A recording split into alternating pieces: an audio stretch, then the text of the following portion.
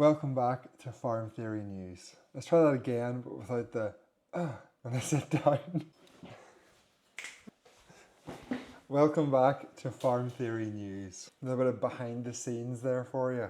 This week we are going to cover 5 news stories. Arla have launched a new plant-based oil spread. I'm not going to call it butter. A vote of no confidence in the Red Tractor leadership by the Beef and Lamb Committee has been dropped. We're going to take a little deep dive into methane inhibitors and how they are possibly the stupidest thing which has ever been thought of. We're going to take a look at tractor sales in the UK following the announcement by the Agricultural Engineers Association that the sales are down. And finally, we're going to finish with a dairy market update. We will do a beef update and a sheep update and an arable update at some point in the future. First up, Arla's fake butter.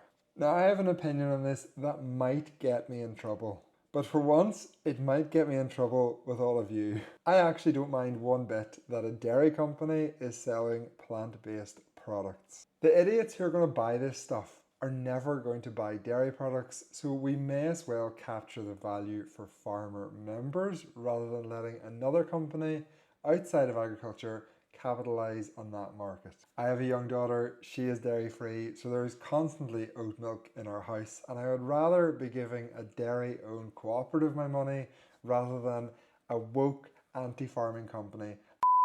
I'm going to bleep the name of the company out that I just mentioned in case they try to sue me. So Arla actually started selling plant-based products back in 2020 to capitalise on what was a growing market segment under the brand name Jord. That's probably how it's pronounced. Like the rest of the plant-based sector, sales have been declining in recent years, so the launch of a plant-based lure pack spread is probably an attempt to reinvigorate the brand and increase sales. Someone once told me that Arla makes more profit on a single tub of lure pack than they do on 20 litres of milk.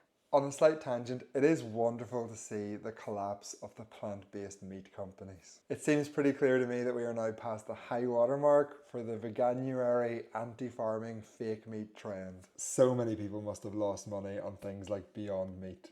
And that makes me a little bit happy. Also, it's not meat. You shouldn't be allowed to call it meat. Just like oat milk isn't milk, you shouldn't be allowed to call it milk. I'm getting off track, back to the news. Next up, we have one of my favourite topics, Red Tractor. Back in April, the Red Tractor Beef and Lamb Sector Committee tried to put through a vote of no confidence in Red Tractor leadership. However, they never got to actually vote because the Red Tractor leadership stormed out of the meeting. The fact the leadership walked out and didn't let the vote proceed says a lot to me, but we'll set that to one side. The vote of no confidence was put forward by the National Sheep Association. However, they have now decided to drop that vote of no confidence. The man who put forward the vote says, "My personal view, by mid-2025 we should have a new look Red Tractor scheme to announce." So we can all put a pin in this and just see if we do indeed end up with a new look Red Tractor scheme in mid-2025. To be fair to Red Tractor, I am more than willing to give them a chance. I am more than willing to see what they come up with.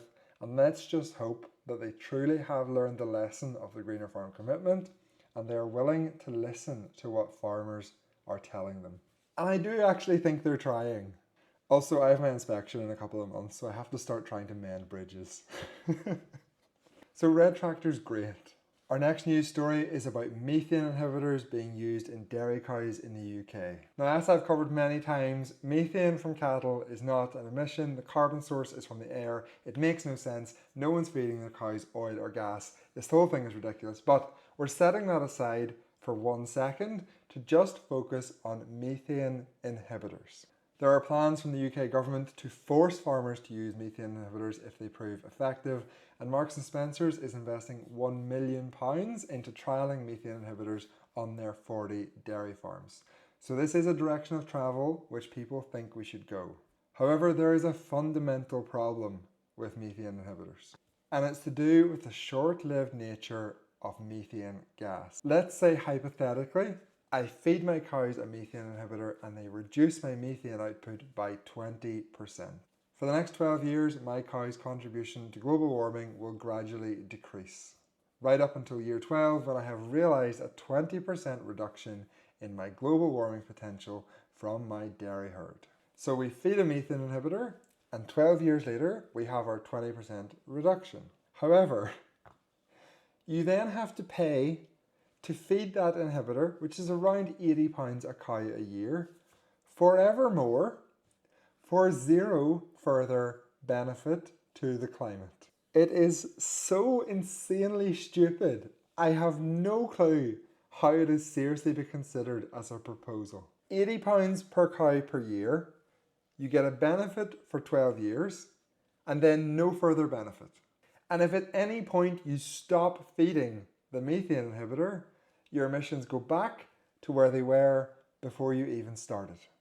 We don't have time for any more detail in Farm Theory News, but I will do a full video on that in the future. That's just something for you to think about. This week, the Agricultural Engineers Association released their tractor sales data for July 2024. And in a surprise to no one, tractor sales are down 14% on the year previous. This reinforces what we've been hearing from the likes of John Deere and Case, who are citing a drop in demand for recent job cuts. The point I would like to make here is that you cannot increase machinery prices at the rate which machinery manufacturers have over the last few years and not expect to see an impact on demand. In 2019, I priced a 240 horsepower tractor and it was going to cost me £90,000.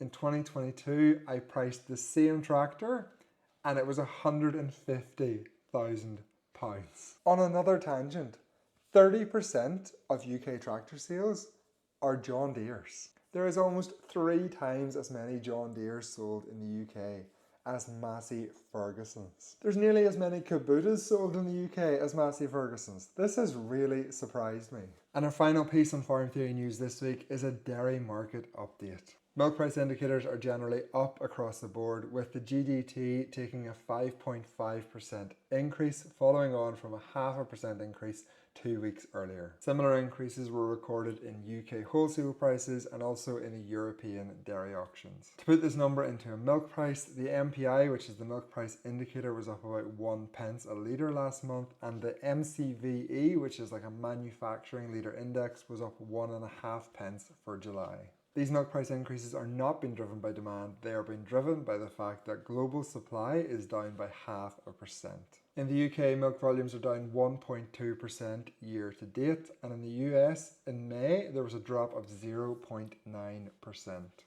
This trend of falling milk deliveries heading into winter should certainly spell some increases in milk price. And believe me, it is badly needed. My own milk volumes on my own farm have totally collapsed. That's it for Farm Theory News this week. Thank you so much for watching. I will be back next week with more news. And please feel free to send me anything you want me to cover. It is really, really helpful. I still don't have a good outro.